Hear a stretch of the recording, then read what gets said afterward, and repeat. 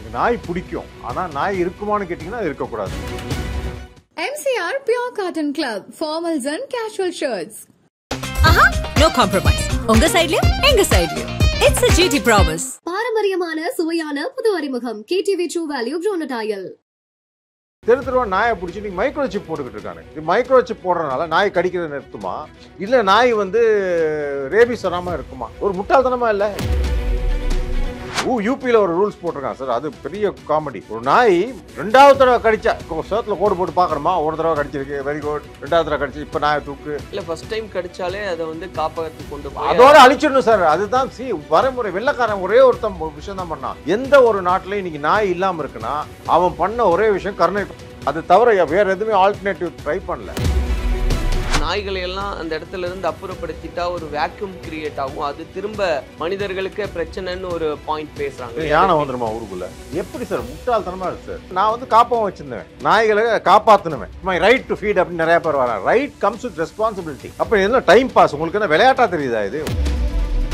இப்ப வரைக்கும் தமிழ்நாட்டை பொறுத்த வரைக்கும் நாய்க்கடி எவ்வளவு பெரிய பிரச்சனையா இருக்கு. தமிழ்நாடு நம்பர் 1. ஏன்னு கேட்டீங்கன்னா நம்ம 8 லட்சம் பேரை நாய் கடிக்குது. இத்தனை பேர் கடிக்குது, ஆனா ஒரு 50 பேர் தானே சாகுறாங்கன்னு. ஏன்டா எல்லாருமே சாகணுமா? முட்டாள்தனமான வாதமா இருக்கு. ஒரு உயிர் போனாலும் அது உயிர் தான். அது இன்னைக்கு என்ன கேட்டீங்கன்னா ஒரு மிருகத்தை நீங்க கருத்தடை பண்றது சரியானா இன்னைக்கு எனக்கு குற்ற உணர்வா இருக்கு. எப்படி என்பது மற்றவருடைய அனுமதி இல்லாமல் நீங்க செய்கிறீர்களோ அதே மாதிரி தான் கருத்தடை என்பது. இல்ல இதே பாயிண்ட் தானே சார். நம்ம கருணை பேசும்போதும் அந்த பாயிண்ட்டுக்கே நகர முடியலன்னா அந்த ஒரு பாயிண்ட் தானே. நாயோட சராசரி வயது 20 வருஷம். நீங்க கருத்தரை பண்ணி விட்டா இன்னும் 5 வருஷத்துக்கு அது கஷ்டப்பட்டுக்கிட்டு இருக்கும் ரோட்ல. பேர் கூட மாத்திட்டாங்க. இன்னைக்கு it's call PTS, put to sleep, தூங்க வைப்பது அப்படின்னு. கருணை பேர் எடுத்துட்டாங்க. இப்ப தூங்க வைப்பது அது ஒண்ணுதான் சொல்யூஷனா இருக்க முடியும். ஏன்னா இந்த நாய்களை அவதிப்பட்டு நீங்க போடுறது 5% நாய் கூட கிடையாது. உங்க சோறு போடுறது 95% நாய்க்கு சோறு கிடையாது சார். அது ஒரு இடமா போயிட்டு குப்பை தொட்டியை தோண்டி குப்பை தொட்டி மேலெல்லாம் ஜம்ப் பண்ணி சாப்பிட்டு சாக்கடை தண்ணி குடிச்சு தான் வளரும். நாய் லவ்லாம் சொல்லும். இதெல்லாம் போய் இந்த நாய் தெருவில் இருக்கனால யாருக்கும் உபயோகம் கிடையாது, அந்த நாய்க்கே உபயோகம் கிடையாது.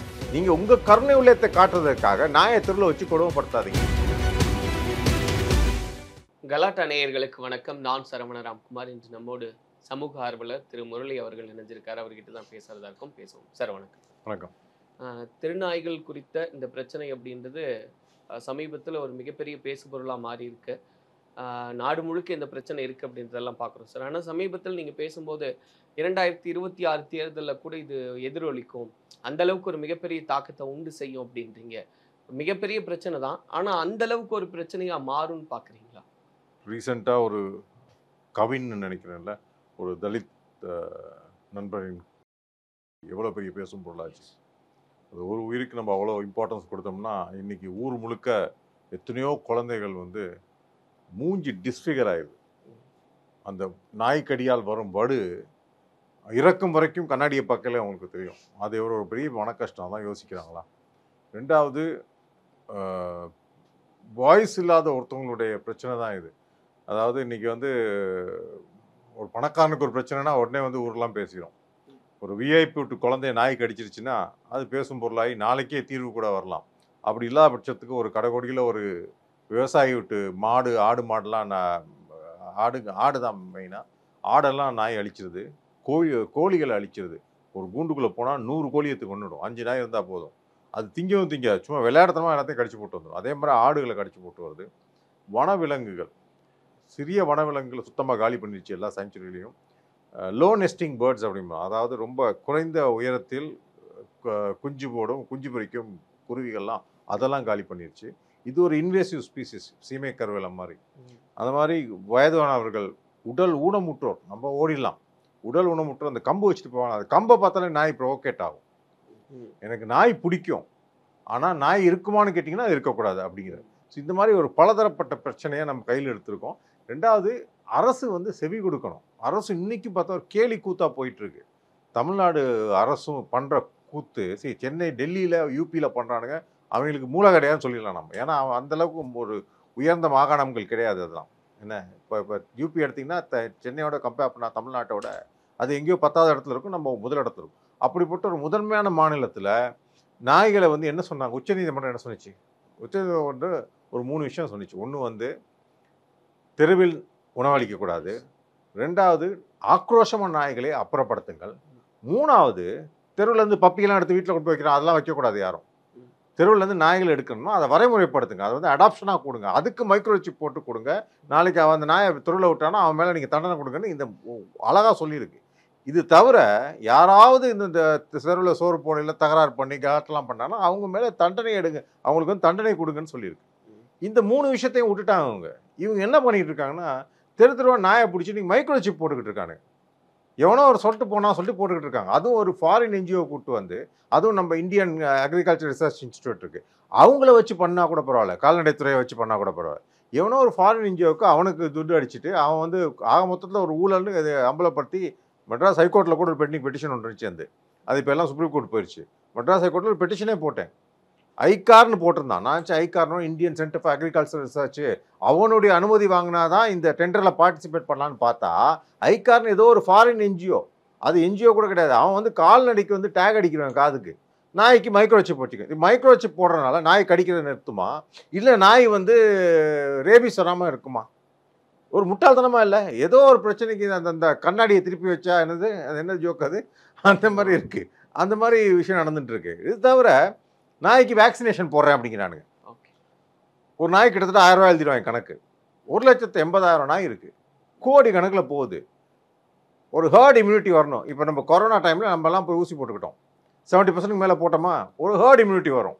அதாவது அந்த மிச்சம் இருக்க 30 பேர்த்துக்கும் அது காவந்து பண்ணிடும், எல்லாத்துக்கும் அந்த கொரோனா எதிர்ப்பு சக்தி இருக்கனால கொரோனா வந்து செயலிலேருந்து போயிடும். ஹர்ட் இம்யூனிட்டி அப்படிமோ ஆங்கிலத்தில். இந்த ஹர்ட் இம்யூனிட்டி நாய்களுக்கு வரணும்னா 70% நாய்களுக்கு நீங்கள் வந்து ஊசி போடணும். 1,86,000 நாய்களை 46,000 நாய் முடிச்சுட்டோம் சொல்கிறாங்க. பொய். ஒரு நாயை பிடிச்சிங்கன்னா அதுவும் இந்த கார்பரேஷன் வண்டி போனாலே அந்த நாய் வாசத்துக்குனாலே பிடிச்சிட்டு ஓடிடலாம். நீங்கள் 10 நாய் இருக்கிற இடத்துல ஒரு நாய்க்கு தான் ஊசி போட முடியும். 1,80,000னா 18,000 நாய்க்கு நீங்கள் போட்டாலே பெரிய விஷயம். இது அப்பட்டமாக போய் இது கணக்கெழுதுவதற்காக காட்டப்படுது. இந்த மாதிரி ஒரு கோமாளி கூத்த பண்ணிட்டு இருக்காங்க. அதை பார்த்துட்டு நான் கடுப்பாகி போய் இன்றைக்கி ஒரு இமெயில் போட்டு வந்திருக்கேன். யூபியில் ஒரு ரூல்ஸ் போட்டிருக்கான் சார், அது பெரிய காமெடி. ஒரு நாய் 2வது தடவை கடிச்சா உட்காந்து நம்ம சேத்துல கோடு போட்டு பார்க்கணுமா, ஒரு தடவை கடிச்சிருக்கு வெரி குட், 2வது தடவை கடிச்சு இப்போ நாயை தூக்கு. எந்த நாய் எப்படி கண்டுபிடிப்பேன்? இல்லை ஃபர்ஸ்ட் டைம் கடிச்சாலே அதை வந்து காப்பகத்துக்கு கொண்டு போய் அதோட அழிச்சிடணும் சார். அதுதான் வரைமுறை. வெள்ளைக்காரன் ஒரே ஒருத்தன் விஷயம் தான் பண்ணான். எந்த ஒரு நாட்டிலையும் இன்னைக்கு நாய் இல்லாமல் இருக்குன்னா அவன் பண்ண ஒரே விஷயம் கருணை. அது தவிர வேற எதுவுமே ஆல்டர்னேட்டிவ் அவன் ட்ரை பண்ணல. நீ நாயையும் தெருவில் விடுவ, என்ன நாய் எங்களை கடிக்கும், அது கடிச்சா எங்களுக்கு உயிரும் போகலாம், ஆனால் நான் போய் ஊசி போட்டுக்கணும். இது என்னது, வேட்டுக்குள்ள ஓனான விட்டு குடையுதே அந்த கதை தானே இது. ஒரு சைட்ல நாய்களை எல்லாம் அந்த இடத்துல இருந்து அப்புறப்படுத்திட்டா ஒரு வேக்யூம் கிரியேட் ஆகும், அது திரும்ப மனிதர்களுக்கு பிரச்சனைன்னு ஒரு பாயிண்ட் பேசுறாங்க. யானை வந்துருமா ஊருக்குள்ள? எப்படி சார் முட்டாள்தனமா இருக்கு sir. It's a invasive species sir. சீமை கருவிலத்தை அகற்றினா சீமை கருவிலம் உண்டாகிக்கிட்டே தான் இருக்கும். சீமை கருவிலத்தை அகற்றணும்னா தூரோடு வார எடுக்கணும். தமிழ்நாட்டில் இருக்கும் சீமை கருவிலாம் நீங்கள் அகற்றணும்னா பல்லாயிரம் கோடி தேவைப்படுகிறது. அரசு தலையை முழிச்சுக்கிட்டு இருக்கோம் சார். நான் க்ரீன் பெஞ்சில் இருக்கனால நான் சொல்கிறேன், என்னுடைய வழக்குகள்லாம் வரல, நாளைக்கு கூட வழக்கு வருது. இதே சீமை கருவிலத்தை பற்றி முழிச்சுக்கிட்டு இருக்கு தமிழ்நாடு அரசு. எப்படி இதை எடுக்க போகிறோன்னு இந்த கேஸ் 2015 போட்டார் ஒருத்தர். இன்றைக்கி என்ன 10 வருஷம் ஆச்சு அந்த கேஸு, சீமை கருவிலம் கேஸு. இது வரைக்கும் இன்னும் தீர்வு வரல. கேட்டால் அரசு வந்து இழுத்தடிச்சிக்கிட்டு இருக்கு. ஏன்னா ஆயிரக்கணக்கான கோடிகள் செலவாகும். ஆனால் ஒன்று சீமை கருவத்தில் என்ன ஒரு பெனிஃபிட்னா, அந்த சீமை கருவத்தை அதை மரத்தை வெட்டி அதை வந்து வித்துட்டு விற்கலாம். அதுலேருந்து காசு வரும். பல்ப் பண்ணுறாங்க, பிரிக்கெட்டிங் அப்படி இப்படின்னு பல விஷயமா பண்ணுறனால அதுலேருந்து காசும் வருது. அதை உபயோகப்படுத்தலாம். சிலவங்க வந்து நான் ஃப்ரீயாகவே அப்புறப்படுத்தி தரேன்னு சொல்லிட்டு ஆளுங்கள்லாம் இருக்காங்க இன்னைக்கு. ஸோ அதில் அட்லீஸ்ட் ஒரு உபயோகம் இருக்குது. நாயில் என்ன உபயோகம் இருக்குது? நாய் கறி நம்ம திங்க மாட்டோம், நான் அது பாவம்ன்றுவோம், தின்ன முடிஞ்சால் கூட பாவம்ன்றுவோம். ஸோ அந்த நாய் உபயோகமே இல்லையே. அதை நீங்கள் காப்பகத்தில் வச்சாலும் உபயோகம் இல்லை, தெருவில் இருந்தால் அது அபாயம். இதை வெள்ளைக்காரன் வந்து அன்றைக்கே சொல்லிட்டு போயிட்டான். 1960 இங்கே இந்தியாவில் நம்ம எழுதிய மிருகவதை சட்டத்தில் நாய்களை அப்புறப்படுத்தி கருத்து இருக்குது. அதை 1995 தான் இல்லை நாங்கள் வந்து கருத்துரை பண்ணுறோம், இந்த ப்ளூ கிராஸ்காரன் தான் ஆரம்பித்தது. அன்னைக்கு வந்து இவங்க யோசிக்கவே இல்லை இந்தியாவில் எத்தனை கால்நடை மருத்துவர்கள் இருக்கார்கள். இன்னைக்கு கூட சார் நாளைக்கு 6 கோடி நாய் இருக்குது. நாளைக்கு நீங்கள் டிசைட் பண்ணுறீங்க மோடி வந்து எல்லா பணத்தையும் நான் தரேன், ஒரே ஒரு 2 மாதத்தில் எல்லா நாயும் வந்து கருத்துரை பண்ணுங்கன்னா டாக்டர் கிடையாது சார் நம்மள்கிட்ட. 10 வருஷம் ஆகும். இருக்கிற டாக்டரை வச்சு நீங்கள் பண்ணோம்னா 5-10 வருஷம் ஆகும். அதே மாதிரி தான் தமிழக அரசு ஒரு 3 மாதம் முன்னாடி முதல்வர் அறிவிச்சார் 500 டாக்டர் அப்பாயின்ட் பண்ண போகிறோன்னு. அப்பாயின்ட் பண்ணிட்டாங்களா கேளுங்க.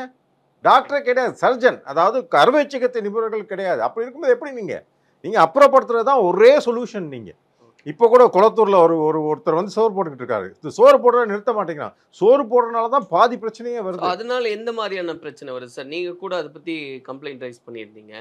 எங்க ஏரியா நான் எக்ஸாம்பிள் சொல்றேன். ஒரு நடிகையின் முதல் மனைவி அவங்க வந்து சோறு போடுறாங்க. அதே மாதிரி இன்னொரு பணக்கார குடும்பத்தில் இன்னொரு லேடி இருக்காங்க. அவங்களும் கணவனையில் வந்து அவங்களும் சோறு போடுறாங்க. 2 பேரும் போட்டி போட்டுட்டு சோறு போடுறாங்க. அந்த தெரு 4 தெருவில் 3 நாய் தான் இருந்துச்சு 5 வருஷத்துக்கு முன்னாடி, அவங்க வர்றதுக்கு முன்னாடி. இன்னைக்கு 30 நாய் இருக்கு. அது நாய் மலம் கழிக்குது. அதை அழுறாங்களா? கிடையாது.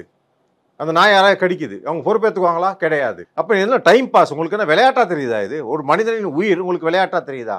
இதை கேட்டால் என் மேலே வந்து எனக்கு எதிராக வந்து போலீஸில் கம்ப்ளைண்ட் கொடுத்தாங்க. கார்பரேஷன் ஆஃபீஸில் போயிட்டு அவங்க கொடுத்து 4 பேஜ் கம்ப்ளைண்ட் எழுதி கொடுத்தானுங்க. அவ்வளோ முட்டாள்தனமான ஒரு கம்ப்ளைண்ட். ஏன்னா அந்த 4 பேஜும் நான் வந்து சென்னை உயர்நீதிமன்றத்தில் வச்ச வாதங்கள். அவங்க என்னைய கூப்பிடவே இல்லை. அவங்களுக்கு புரிஞ்சிருச்சு பார்த்தோன்னே, சட்டத்தை பற்றி தான் பேசியிருக்காரு ஃபுல்லாக அப்படின்னு. அவன் கூப்பிடவே இல்லை. கூப்பிட்டா கூட நான் உயர்நீதிமன்றத்தில் வச்ச வாதங்கள் அந்த காப்பியை கொண்டு போய் கொடுப்பேன். சார், நான் இதில் இருக்க சொன்னதுக்கும் இவன் கொடுத்த கம்ப்ளைண்ட்டுக்கும் ஏதாவது வித்தியாசம் இருக்கும், ஒன்று அதே தான் சொல்லியிருக்கேன். ஸோ இப்போ என்ன ஆச்சுன்னா, என் மேலே ஏன் ரொம்ப கோபமாக இருக்காங்களா, நான் வந்து காப்பகம் வச்சுருந்தேன். நாய்களை காப்பாற்றணுவேன். அடிபட்டுக்கு ஒரு நாய் கிடந்தா அதை வந்து ட்ரீட்மெண்ட் பண்ணுவேன், இல்லை கொண்டு போய் வச்சு டாக்டரை வச்சு காப்பாற்றி திரும்ப அந்த இடத்துல விட்டுருவேன், திருநாயாக இருந்தால். அதே நேரத்தில் இந்த ஜாதி நாயாக இருந்தால் லேப்ரடார் இந்த மாதிரி பெரிய கிரேட் டேன், அதுகளால் தெருவில் தாக்கு பிடிக்க முடியாது 2 வாரத்துக்கு மேலே. அதுகளை எடுத்துகிட்டு போயிட்டு அதில் குணப்படுத்தி வீடுகளுக்கு ஃப்ரீயாக கொடுத்தோம். வயசானது நம்மள்கிட்ட இறந்து போச்சு. பட் நமக்கு என்ன புரிதல்னா, இந்த ஆக்டிவிட்டியை பண்ண வேண்டியது நம்ம கிடையாது, கார்பரேஷன். ஏன்னா நம்மள்கிட்ட ஃபண்ட்ஸ் கிடையாது. நம்ம டைமை ஸ்பெண்ட் பண்ணலாம், பட் யாராவது ஃபண்ட் பண்ணால் தான் அது பண்ண முடியும். இல்லை அம்பானி மாதிரி அப்பா இருந்தால் பண்ணலாம், என்ன இல்லாட்டி பண்ண முடியாது. ஸோ அதனால தான் இதெல்லாம் வந்து கவர்மெண்ட் பண்ணணும் அப்படிங்கிறோம், இந்த சேரிட்டபிள் எக்ஸசைஸ்லாம். ஆனால் இவங்க சொல்கிற பூச்சாண்டி, இது நாய் போனால் எலி வரும், எலி போனால் குரங்கு வரும், இதெல்லாம் இப்போ ஒருத்தர் அந்த சொன்ன கால் பாதிக்கப்பட்டவர் அவரும் இதை பற்றி எழுதியிருக்கார். இந்த உடல்நலம் பாதிக்கப்பட்டவர் என்ன சொல்கிறாருன்னா, இந்த குரங்கு வரும்னு சொல்கிறாங்கல்ல, அது இந்த இந்தியன் மெக்காவ் அப்படிமோ அந்த குரங்கை, இந்த குரங்கின் ஜனத்தொகை ஒரு 65% வீழ்ந்து விட்டது.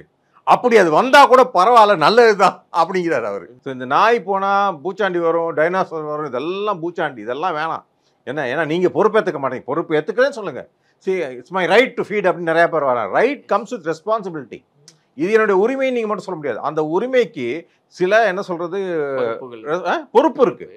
பொறுப்பு இல்லை, பொறுப்பு வேணாம், நான் உரிமை மட்டும் இருக்குன்னு ஏன் சார்? வெள்ளமா எந்த ரைட்டுமே கிடையாது. ஃபண்டமெண்டல் ரைட்ஸ் நமக்கு கான்ஸ்டியூஷனில் கொடுத்தது கூட, நீங்களுக்கு என்ன எனக்கு சுதந்திரமாக தெரிய வேண்டும்னா அதுக்கேற்ற ஒரு பொறுப்பு உங்கள்கிட்ட இருக்குது. இப்போ ஒரு கைடன்ஸ் கொடுத்துருக்காங்களே சார், ஒரு பர்டிகுலர் பிளேஸில் தான் வந்து அதுக்கு ஃபீட் பண்ணோம் அப்படின்றதெல்லாம். பட் அதில் எவ்வளோ ப்ராக்டிக்கல் டிஃபிகல்ட்டிஸ் இருக்குது, அதனால என்ன? அது ஏன் பிரச்சனை கிடையாது சார். உச்சநீதிமன்றம் சொல்லியிருக்கு, எஸ் இடம் கொடுங்க, 2வது நிறுத்துங்க சாப்பாடு போடுறத. ஓகே, நான் இடம் கொடுக்குற வரைக்கும் நான் சாப்பாடு போடுன்னு சொல்ல முடியாது. ஏன்னா இது வந்து சட்டம்ங்கிறது ஒன்று பாசிட்டிவ் இல்லை நெகட்டிவ், நடுவில் எதுவும் கிடையாது. ஸோ இவங்க என்ன சொல்கிறாங்கன்னா, அது கொடுக்குற வரைக்கும் நம்ம பண்ண வேண்டாம். அது அவன் பிரச்சனை. உச்சநீதிமன்றம் சொல்கிறாங்கன்னா உச்சநீதிமன்றம் யோசிச்சிருக்கணும். சொல்கிறதுக்கு முன்னாடி ஓய்ஸ்டாம் சொல்லிடுச்சு. உச்சநீதிமன்றம் பெரிய தவறு பண்ணுச்சு இந்த கேஸை பொறுத்த வரைக்கும். ஏன்னு கேட்டிங்கன்னா, 2009 24 வரைக்கும் இதே கேஸ் ஓடிக்கிட்டு இருக்கு உச்சநீதிமன்றத்தில். ஒரு 100 என்ஜிஓக்கள் உள்ளே வந்துட்டாங்க. இந்த என்ஜிஓக்களுக்கு வேலையை உள்ளே போயிட்டு கேஸ் ஹைஜாக் பண்ணுறது, என்ன கேஸை திசை திருப்பி விடுவது. அதே மாதிரி இந்த மிருகநல ஆர்வலர்கள் என்ன பண்ணுவாங்க, ஒரு கேஸை போட்டால் அந்த கேஸ் ஹைஜாக் பண்ண 100 பேர் உட்காரும், அந்த கேஸில் சொல்யூஷனே வராது. இது வெறுத்து போய் 2024 9லேருந்து 24 உச்சநீதிமன்றம் சொல்லுது, நீங்கள்லாம் போயிட்டு ஹைகோர்ட்டில் பார்த்துங்க. ஸோ ஹைகோர்ட்டுக்கு நாங்கள் போக ஆரம்பிச்சிட்டோம். ஹைகோர்ட்டில் வந்து தீர்வு கிடைக்க ஆரம்பிச்சிருச்சு. இது வந்து அவங்களுக்கு வந்து அறிக்க ஆரம்பிச்சிச்சு. ஏன்னா டெல்லியிலேருந்து கண்ட்ரோல் பண்ணணும்னு ட்ரை பண்ணுறாங்க எல்லாத்தையும். என்ன இது ஹைகோர்ட்லாம் வந்து டிசிஷன் எடுக்கணும். இவங்களுக்கு எத்தனை ஹைகோர்ட்டுக்கு போகிறது? ஏன்னா நாங்களாம் இப்போ ஒரு ஹைகோர்ட்டுக்கு போயிடுவோம், 20 ஹைகோர்ட்னா 20 ஹைகோர்ட் போயிடுவோம். இவங்க எப்படி போகிறது? டெல்லியிலேருந்து கண்ட்ரோல் பண்ணுறது தான் ஈஸி. அதுக்காக தான் இந்த என்ன பண்ணுறாங்க, இதில் வந்து உச்சநீதிமன்றம் இந்த கையில் எடுத்துக்கூடாது. ஆனால் எடுத்துச்சு. ஏன் எடுத்துச்சுன்னா, டெல்லியை பொறுத்த வரைக்கும் தான் எடுத்துச்சு. டெல்லியில் தான் ஆர்டர் போட்டுச்சு இந்த மிருகங்களாம். உடனே அதை வந்து ஏதோ பூதகரமாக்கி, இந்தியா முழுக்க ஏதோ நாய்கள் எடுத்த மாதிரி இந்தியா முழுக்க போராட்டத்தை நடத்தி ஒரு பெரிய விஷயமாக்கி, கடைசியில் அதை தள்ளி வச்சு 3 நீதியரசர்கள் கொண்ட அமர்வை உட்கார வச்சு, அந்த நீதியரசர்கள் கொண்ட அந்த அமர்வுக்கு இந்த 24 இந்த கேஸை முடிச்சு விட்டது தெரியாதுன்னு நினைக்கிறேன். யாரும் சொல்லவும் இல்லை. திரும்ப எல்லா கேஸையும் கொண்டாந்து இப்போ நாங்கள் எல்லாம் இங்கே இருக்கோம், திரும்ப உச்சநீதிமன்றம் வாங்கன்னு சொல்லுது. ஸோ இதை குட்டையை குழப்பிட்டாங்க. என்ன பர்பஸ் சார்? நீங்கள் சொல்கிறீங்க இந்த மாதிரி இன்னொரு சைடில் இது நடந்துக்கிட்டே இருக்குன்னா என்ன பர்பஸ்க்காக சார்? இந்தியா ஒரு தேர்ட் வேர்ல்டாக வச்சுருக்கணும் சார். நீ காட்டு மிராண்டியாக இருக்கிறது அவங்களுக்கு ஏதோ அட்வான்டேஜ் இருக்குது. 2வது உன் கலாச்சாரம் யாருக்குன்னு நம்ம யோசிச்சுக்கணும். ஒன்று, நம்ம ஜல்லிக்கட்டு நடத்துறது ஒரு கலாச்சாரம், அது தமிழனின் ஒரு பண்பாடு பாரம்பரியம். இதனால் அவன் சந்தோஷமாக இருக்கான். அந்த கலாச்சார அடையாளத்தை ஒழிச்சு விடு. என்ன கோயிலில் யானை வைக்கிறான், எந்த ஊர்லேயும் கிடையாது, அவனை வச்சு பராமரிச்சுக்கிட்டு இருக்கான். அதை வந்து கெடுதல்னு சொல்லி, யானை உடம்புல வந்து நின்று கால்லாம் வலிக்குது, யானை தலையாட்டிக்கிட்டே இருக்கு ஸ்ட்ரெஸ் அப்படின்னு சொல்லி ஏதாவது பொய்யை கிளப்பி விடு. என்ன இது 2 விஷயம் முடிஞ்சா இந்த மாதிரி. அப்போ இப்போ வந்து நாய்கள் தெரு ஃபுல்லாக நாய், எந்த காட்டுலையும் தெரு ஃபுல்லாக நாய். இங்கே இருக்குது, டர்க்கியில் இருக்குது. டர்க்கியில் இதே ஒரு மாஃபியா இருக்குது. இதே எக்ஸாக்ட் இங்கே என்ன நடக்குதோ, எனக்கு ஃபாலோவர்ஸ் இருக்காங்க டர்க்கிலேருந்து ட்விட்டரில். அவங்க வந்து கிட்டத்தட்ட புலம்புற, உங்களுக்கு நடக்கிறது தான் இங்கேயும் நடக்குது, நீங்கள் சொல்கிற ஒவ்வொன்றும் இங்கே நடந்துட்டு இருக்குன்னு. வேறு எந்த நாட்டில் இருக்குன்னா வேறு எந்த நாட்டிலையுமே கிடையாது. வேறு எந்த நாட்டிலே பாருங்கள் நாய் இந்தளவு இருக்குன்னா கிடையாது. ஏன்னா அழிச்சிடறாங்க கொண்டு போயிட்டு. இங்கே மட்டும்தான் வச்சுக்கிட்டு அதை விவசாயம் பண்ணிக்கிட்டு. ஏன்னா நாளைக்கு ஒருத்தன் வன்னியை முதலீடு பண்ணணும். ஓகே, ஒரு வெளிநாட்டிலேருந்து ஒருத்தன் வரான், நாயை தெருவில் பார்த்ததில்லை சார். பார்த்தோன்னே அலறிடுவானுங்க. குழந்தையெல்லாம் கூட்டே போக மாட்டாங்க, அந்த பக்கம் போக மாட்டாங்க, காரை விட்டு இறங்க மாட்டாங்க. நீ காரை விட்டு இறங்காத வரைக்கும், வெள்ளைக்காரன் வரைக்கும் சரி. இப்போ G20 நடந்துச்சு. G20 நடந்தது என்ன நடந்துச்சு? G20 நடக்கல இருக்கிற நாயெல்லாம் அள்ளிட்டு போயிட்டானுங்க. ஏன் நம்ம சுதந்திரத்தின பரேட் நடக்கும்ல இங்கே மரினால, இது நாயெல்லாம் அள்ளிட்டு போயிடுறீங்க. என்ன இந்த மாதிரி வெள்ளைக்காரன் வந்தால் எல்லாம். அப்போ வெள்ளைக்காரனோட உயிர் உங்களுக்கு முக்கியம், நம்ம உயிர் என்ன வேணால் இப்படியெல்லாம் போகலாமா? சரி, மற்ற நேரத்துலையும் அப்புறப்படுத்தணும்ல. மக்களும் போகிறாங்கல்ல. ஹைஜீன், சின்ன குழந்தை போயிட்டு நாய் மலத்தை மிதிச்சா அதுலேருந்து கிருமிகள் வரலாம், உயிர்கொல்லி நோய்கள் வரலாம். நமக்கு தெரிஞ்ச ரேபீஸு, இன்னொன்று வந்து டிஸ்டெம்பர், இந்த புலி சிங்கங்களுக்கெல்லாம் அதுலேருந்து பரவுறது. பட் சில வேர்ம்ஸ் இருக்குது சார், சில புழுக்கள் இருக்குது. அந்த புழுக்கள் நம்ம உடம்புல போனால் அது பிரெயின் வரைக்கும் போயிட்டு தாக்கலாம், நம்மளை கொன்னே போடலாம். அந்த மாதிரி விஷயங்கள்லாம் இருக்குது. ஸோ இதை பற்றி யாருமே பேச மாட்டேங்கிறாங்க. இந்த ஸ்டாட்டிஸ்டிக்ஸ் என்ன சொல்லுது சார்? இப்போ வரைக்கும் தமிழ்நாட்டை பொறுத்த வரைக்கும் நாய்க்கடி எவ்வளவு பெரிய பிரச்சனையா இருக்குன்றது தமிழ்நாடு நம்பர் 1. ஏன்னு கேட்டிங்கன்னா, நம்ம 8 லட்சம் பேர் நாய் கடிக்குது. இவனுக்கு இப்போ கொஞ்சம் அமுக்கி கிமுக்கி இல்லை 6 லட்சம் கொண்டிருக்காங்க. 2 லட்சம் ஒன்றும் இல்லை, பெரிய 2 லட்சம் குறைச்சிருக்காங்க. இது வந்து கடந்த 2015 22 வரைக்கும் டேட்டா இருக்குது நம்மகிட்ட. அதில் வந்து இந்த வந்த டேட்டாவில் பார்த்தீங்கன்னா 8 லட்சம் தமிழ்நாட்டில் கிடைக்குது. யூபியில் வந்து 12 லட்சம் பேர் கிடைக்குது. பட் என்னை பொறுத்த வரைக்கும் 8 லட்சம் தான் ஜாஸ்தி. ஏன்னா நம்ம ஜனத்தொகை 8 கோடி தான், அவன் ஜனத்தொகை 23 கோடி. ஸோ நம்ம தான் நம்பர் 1. இதில் நம்ம ஒரு இருந்த 8 லட்சமே நாய்க்கடி தானே. ஏன்னா அந்த ஒரு பிரச்சனையும் அவங்க எழுப்புறாங்க இல்லையா? எது கடிச்சாலும் அந்த மருந்து தான் கொடுக்குறாங்க. அதனால கவுண்ட் படி வந்து இதெல்லாம் இல்லை. இது வந்து டேட்டா எங்கேருந்து எடுக்கிறாங்கன்னா, அந்த பிரைமரி ஹெல்த் சென்டர்லையும் ப்ரைவேட் ஹாஸ்பிட்டல்ஸ். இது டேட்டா ஆத்தென்டிக் டேட்டா, நீங்கள் கொஸ்டின் பண்ண முடியாது. இல்லாட்டி இவங்கெல்லாம் பேசியிருக்க மாட்டாங்க, இல்லை அதையும் மூடி மறைச்சிருப்பானுங்க. இத்தனை பேர் கடிச்சு இவங்க என்ன ஆதம் வைக்கிறாங்கன்னா, இத்தனை பேர் கடிக்குது ஆனால் ஒரு 50 பேர் தானே சாகுறாங்கன்னு. ஏன்டா எல்லாருமே சாகணுமா? ஏன் முட்டாள்தனமான வாதமாக இருக்குது. ஒரு உயிர் போனாலும் அது உயிர் தான் அது. 2வது விஷயம் வந்து இந்த இந்த இந்த ரேபிஸில் வந்து நீங்கள் வந்து ரேபிஸில் சாகுறத தான் பார்க்குறீங்க. எத்தனை பேர் பைக்லேருந்து விழுந்து சாகுறாங்கன்னு தெரியுதுல்ல. எனக்கு தெரிஞ்சு தாம்பரத்தில் ஒரு லேடிஸ் தாங்க, இப்போ ஒருத்தர் செத்துருக்காரு, ஒரு பையன். அவர் உடல்லாம் எடுத்து உடலில் இருக்க உறுப்பெல்லாம் தானம் கொடுத்துக்கிட்டு இருக்காங்க. இதெல்லாம் இதுவும் கிட்டத்தட்ட ஒரு தான். இங்கே வந்து தயவு தாட்சணுமே கிடையாது. ஜல்லிக்கட்டு இந்த மாதிரி தான் சார். ஒரு அவேர்னஸ் வந்து மேன் மக்களுக்கான ஒரு போராட்டம் கிடையாது. எல்லாம் அந்த கீழ்த்தட்ட மக்களுக்கு புரிதல் வர்றதுக்கு ஒரு 10 வருஷம் ஆச்சு. 10 வருஷம் வந்ததுக்கப்புறம் தான் தெருவுக்கு வந்தான். அவன் தான் அந்த இதை கொண்டு போனான். எதை இந்த போராட்டத்தை வந்து உச்சநிலைக்கு கொண்டு போயிட்டு ஒரு தீர்வு கொண்டாந்து அடித்தட்டு. அன்றைக்கி போய் பார்த்தீங்கன்னா, அன்றைக்கி ஜாதி மத எந்த பேதமும் இல்லாமல் சிறு குழந்தைகள் கிளவிய வரைக்கும் உட்காந்துருந்தாங்க. என் வயசில் ஒரு லேடியெல்லாம் என்னோட கலீக, அவங்களுக்கும் ஜல்லிக்கட்டுக்கும் சம்மந்தம், அவங்களாம் போய் உட்காந்துருக்காங்க. அப்போ தான் அந்த ஆச்சரியப்பட்டோம், ஒரு மாஸ் மூவ்மெண்ட்னா எப்படி இருக்கணும். அந்த மாதிரி ஒரு மாஸ் மூவ்மெண்ட் இதுக்கு ஆரம்பிச்சிருச்சு. ஏன்னா நேற்று கூட பார்த்தீங்கன்னா கோயம்புத்தூரில் 2 இடத்துல லேடிஸ் போய் கம்ப்ளைண்ட் பண்ணுறாங்க. கமிஷனர்கிட்ட இந்த கம்ப்ளைண்ட் நியாயம் அப்புறப்படுத்துங்க. ஏன்னா அவங்களுக்கு தான் அதனோட வழி தெரியுது. இப்போ சென்னையை பொறுத்த வரைக்கும் அந்தளவு பிரியல. மெயின் ஸ்ட்ரீட்டில் இந்த கோபிநாத் சொன்ன மாதிரி போட் கிளப்பில் நாயே இல்லைன்னாரு. அது உண்மை தான். பாய்ஸ் கார்டன்லேயும் நாயே இருக்காது. ஏன் எல்லாமே கேட்டு மூடிடுது. சாப்பாடு எவனுமே போடுறதில்ல, நாயே இருக்காது. நீ சாப்பாடு போடுற இடத்துல தான் நாய் இருக்குது. எங்கெல்லாம் பிரியாணி கடை, எங்கெல்லாம் கறி கடை இருக்கோ அங்கே தான் நாய் இருக்குது. யாரெல்லாம் போடுறாங்களோ, தூக்கி வீசுறாங்களோ சாப்பாட்டை, ஏதோ கருணைன்னு நினச்சி வீசுகிறாங்க. அது பெரிய ஒரு உபாதையாக போயிட்டுருக்கு. இதுதான் ப்ராப்ளம். ஸோ இப்போ என்ன சொல்யூஷன் சார்? இப்போ நீங்கள் சொல்கிறீங்க இந்த பிரச்சனைகள்லாம் இருக்குது, அந்த புரிதல் இல்லாமலே அந்த நிறைய பேர் இன்வால்வ் ஆகுறாங்க அதில், அதுவும் நம்ம பார்க்குறோம். அப்போ சொல்யூஷன் அப்படின்றது என்ன? சொல்யூஷன் வேறு எதுவுமே கிடையாது. ஷெல்டரில் வைக்கிறதே சொல்யூஷன் கிடையாது சார். ஷெல்டர்லேயும் வைக்க முடியாது. நாய் இப்போ சொன்னாங்கல்ல, 2வது தடவை நாய் கடிச்சதுன்னா அதை எடுத்துகிட்டு போய் ஒரு 10 வருஷத்துக்கு நாங்கள் ஆயில் முழுக்க என்ன சார் முழுக்க வச்சுட்டு என்ன பண்ணுவாங்க? சோறு போட்டு வளர்த்துக்குப்பாங்களா? அதுக்கு கருத்தடை பண்ணிட்டேன். அதுக்கு இருக்கிற ஒரே வேலையும் போச்சு. அப்புறம் அதுக்கு உயிரோட வச்சிருக்க. கருத்தடை பண்ணுறதை விட இது ரொம்ப கொடுமை கிடையாது சார். இந்த கருணை 2 இன்ஜெக்ஷன் சார். ஃபர்ஸ்ட் இன்ஜெக்ஷனில் மயக்கமாயிரும், 2வது இன்ஜெக்ஷனில் இருதயம் நின்றும். அந்த காலத்தில் இன்ஜெக்ஷன் போடுவானுங்க, துடிச்சு இறக்கும் நாய். இப்போ அது சலனமே இருக்காது. நாய்க்கே தெரியாது, உங்களுக்கும் தெரியாது நாய் இறந்துச்சுன்னு சொல்லுவாங்க டாக்டர். அது கருணை அப்போ தான் அப்படியே அப்படின்னு உங்களுக்கு ஆச்சரியமாக இருக்கும். அதுக்கு வழியே தெரியாமல் ஒரு இதுக்கு வந்து பேர் கூட மாற்றிட்டாங்க. இன்னைக்கு it's call PTS, put to sleep, தூங்க வைப்பது அப்படின்னு. கருணை பேர் எடுத்துட்டாங்க. இப்போ தூங்க வைப்பது அது ஒன்று தான் சொல்யூஷனாக இருக்க முடியும். ஏன்னா இந்த நாய்களை அவதிப்பட்டு இருக்கு. இன்னைக்கு காலையில் என் வைஃப் கூப்பிட்டு சொல்கிறாங்க, ஒரு நாய் பார்த்தேன் பஸ் ஸ்டாண்டில் வந்து இவ்வளோ பெரிய ஓட்டை முதுகில் புழு வச்சிருக்கு. ஏன்னா அது என்னன்னா அப்படியே ஒரு வாரத்தில் அந்த ஃபுல்லாக அடித்து மூளைகள்லாம் அடித்து நாய் செத்துப்போம். அதை கொண்டு போய் க்ளீன் பண்ணிவிட்டு, இதெல்லாம் நான் பண்ணியிருக்கேன் அதனால் சொல்கிறேன், க்ளீன் பண்ணிவிட்டு அதுக்கு மருந்து போட்டு அதை குணப்படுத்தலாம். 2 வாரத்தில் அது ஹீல் ஆகிடும். 2 வாரத்தில் கிட்டத்தட்ட மூடியே விடும் அந்த பூண்டு. சிம்பிள் தான். இது யாரும் பண்ணுறது கிடையாது. ஏன்னா ப்ளூ கிராஸ் பண்ண வேண்டியது அவனுங்க பண்ணால் அது வேறு வேலை பண்ணிக்கிட்டு இருக்கானு அவனுக்கு. ஸோ இந்த மாதிரி விஷயங்கள்லாம் அந்த மாதிரி அந்த நாய் தெருவில் இருக்கனால தானே அவதிப்படுது. அந்த நாயை எடுத்துகிட்டு போகிறாங்க பார்த்தீங்களா கருத்தடைக்கு, பாதி இடத்துல வந்து ஒழுங்காக டாக்டர் கிடையாது. ஆண் நாய்க்கு வந்து சிறுசாக ஒரு கீதல் 2 விதையை எடுத்துருவாங்க. அது நாய்க்கு ஒரு தையல் தான் போடுவாங்க. அது வந்து எப்படியும் கடிச்சு இழுத்தா கூட ஒன்றும் ஆகாது, நாய் தப்பிச்சுக்கும். அதே நேரத்தில் நீங்கள் இன்னொரு நாயை எடுங்க, பெண் நாயை ஓவரீஸ் எடுக்கணும், யூட்ரஸ் எடுக்கணும், 4 லேயர் கட் பண்ணுவாங்க. 4 லேயருக்கு சூச்சர் போடணும். 4 லேயருக்கு தையல் ஒழுங்காக போடலைன்னா அந்த நாய் ஒரு வாட்டி ஓடினாலே திறந்துக்கும், எல்லாம் குடல்லாம் வெளியே கொட்டி செத்துப்போம். இந்த மாதிரி எத்தனையோ நாய் கருத்தடை பண்ணுறேன்னு சொல்லிட்டேன். இது எனக்கு என்ன புரியும்னா, எனக்கு நான் அந்த ஃபீல்டில் இருந்தாலும் தெரியும் சார், என்கிட்ட வந்து ஆகியும் பண்ண முடியாது எவனாலையும்.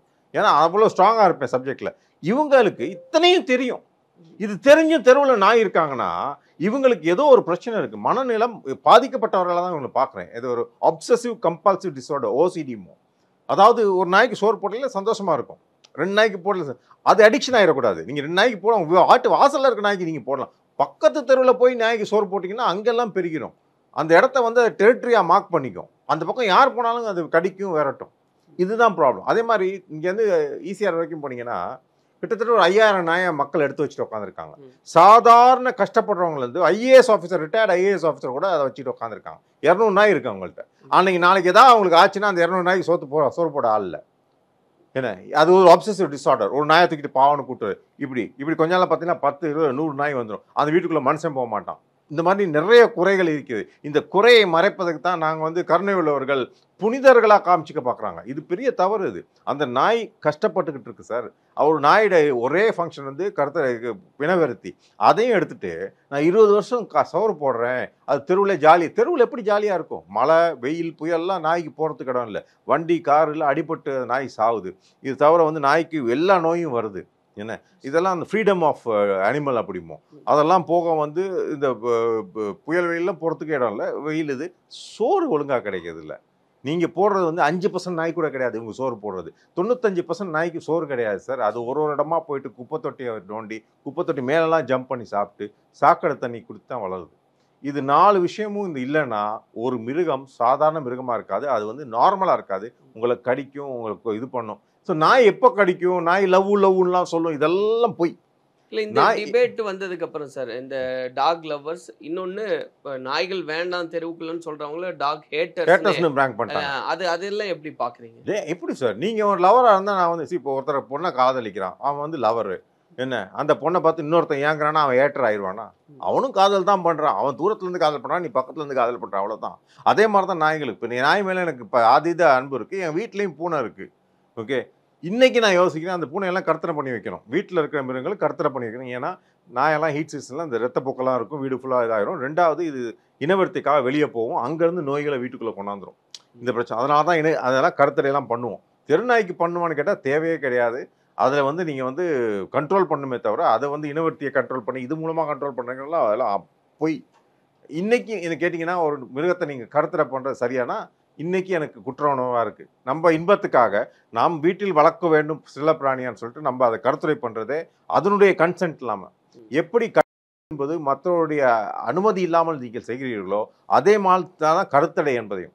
அந்த நாய் உங்களுக்கு கன்சென்ட் கொடுக்கல, என்னை வந்து கருத்தடை பண்ணுங்க. இல்லை, இதே பாயிண்ட் தானே சார், நம்ம கருணை பேசும்போதும் அந்த பாயிண்ட்டுக்கே நகர முடியலன்னா அந்த ஒரு பாயிண்ட் தானே. குட், நல்ல கொஸ்டின். பட் எங்கே வந்து நமக்கு டிமார்க் பண்ணிட்டு இதுக்கு போகிறோம்னா, நீங்கள் கருத்துரை பண்ணி ரோட்டில் விட்டு அதை அவதிப்படுறதுக்கு 20 வருஷம். அதுக்கு ஒரு நாயோட சராசரி வயது வந்து 20 வருஷம். பட் இங்கே இருக்க சாப்பாடு இந்த மாதிரி உபாதைகள்னால 5-10 வருஷம் செத்து போயிடும். நீங்கள் வந்து கருத்துரை பண்ணி விட்டால் இன்னும் 5 வருஷத்துக்கு அது கஷ்டப்பட்டுக்கிட்டு இருக்கும் ரோட்டில்.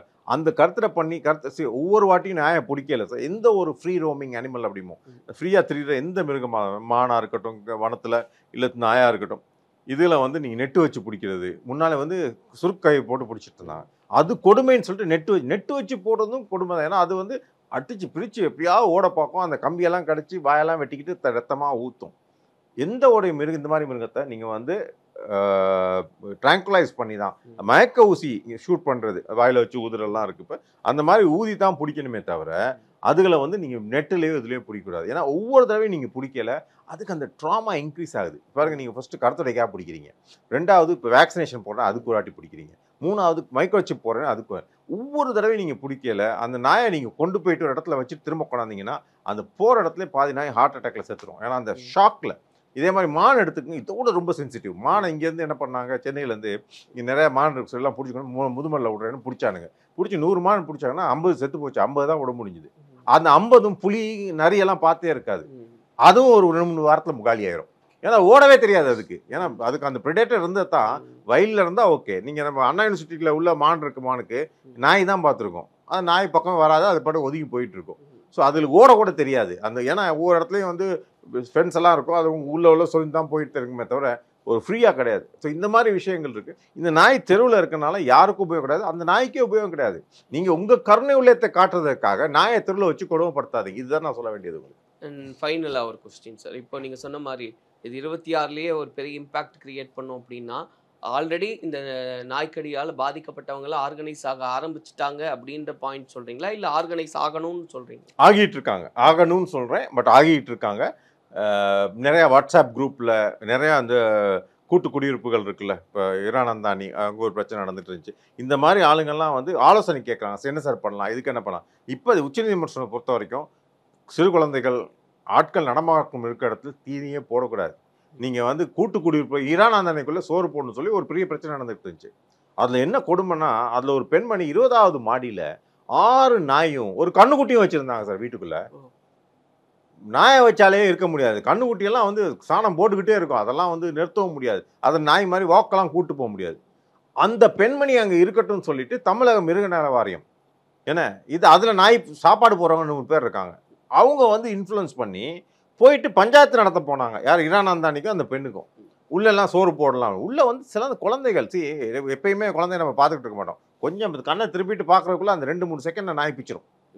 என்ன இந்த குழந்தைகள் விளையாடுற இடத்துலாம் போயிட்டு நான் சாய்க்கு சோறு போடுறேங்கிறது, அந்த சோறு போட்டதுக்கப்புறம் அந்த இடம்லாம் மலங்கழிக்கிறது ஒரு பெரிய டிஸ்கஸ்டிங் சார். நீங்கள் வந்து எல்லாம் ரெடி ஆகி ஆஃபீஸுக்கு போகிறீங்க, டப்புன்னு காலில் மிதிச்சிட்டிங்க வச்சுங்க, அதை எங்கே போய் தொடப்பீங்க, அதை எப்போ க்ளீன் பண்ணிட்டு போக முடியுமா, ஒரு டிஸ்கஸ்டிங் திங். இதெல்லாம் உங்களுக்கு புரிய மாட்டேங்குது. இதுதான் பண்ண முடியும். ஒரு நாளைக்கு சார் எத்தனையோ 1000 டன் இந்தியா முழுக்க மலங்கழிக்குது. இதனால் ஒரு அட்லீஸ்ட் மினிமம் சாதாரணமாக 100 கணக்கில் இருக்குது 20 நோய்கள் பரவுது. அது ஊர் பக்கம்லாம் ரொம்ப மோசம் சார். கேட்குறதுக்கு ஆளே கிடையாது. நாய் கடிப்பட்டு டெய்லி போய் ஊசி போட்டுக்கிட்டு வர்றானுங்க. அவங்களால பேசவும் தெரியாது, அவங்க மாதிரி இந்த விஷயம் இருக்குன்னு தெரியாது. நான் போலீஸில் கம்ப்ளைண்ட் பண்ணால் போலீஸ் ஸ்டேஷன் போகிறது பயப்படுவாங்க. எங்கேயும் போய் அவங்களாம் கம்ப்ளைண்ட் கூட முடியாது. ஒரு ஹாஸ்பிட்டல் போனால் கூட சார் என்ன படிப்பறிவும் கிடையாது, அவங்களாம் எடுத்து பேசுவோம். அந்த வாயில்லா பூச்சிங்கெல்லாம் என்ன பண்ணும், அவங்களுக்காக நம்ம போராடியே ஆகணும். இது ஒரு பெரிய போராட்டமாக போகணும். 2026 ஒரு தீர்வு வரணும். ஏதாவது ஒரு கட்சி நாங்கள் வந்து நாய்களை சுத்தமாக அப்புறப்படுத்தோம்னு சொன்னால் கண்டிப்பாக அவங்களுக்கு ஒரு 10% ஓட்டு வரும், எக்ஸ்ட்ரா ஓட்டு வரும். இது வந்து guaranteed. Thank you so much sir. ஏன்னா இப்போது இதில் நிறைய டவுட்ஸ் இருந்தது, அதை கிளாரிஃபை பண்ணுற மாதிரி நிறைய பாயிண்ட்ஸை நீங்கள் எடுத்து வச்சுருக்கீங்க. அண்ட் இது இன்றைக்கி முடிகிற டிஸ்கஷன் கிடையாது, நீங்கள் அது தீர்வு வர வரைக்கும் அது தொடரும் அப்படின்னு புரிஞ்சுக்க முடியுது. நம்ம பொறுத்திருந்து நிறைய விஷயங்களை பேசலாம். நன்றி. MCR Pure Cotton Club, formals and casual shirts. No compromise. உங்க சைடுலயும் எங்க சைடுலயும். It's a GT promise. பாரம்பரியமான சுவையான புது அறிமுகம் KTV True Value Bronatile.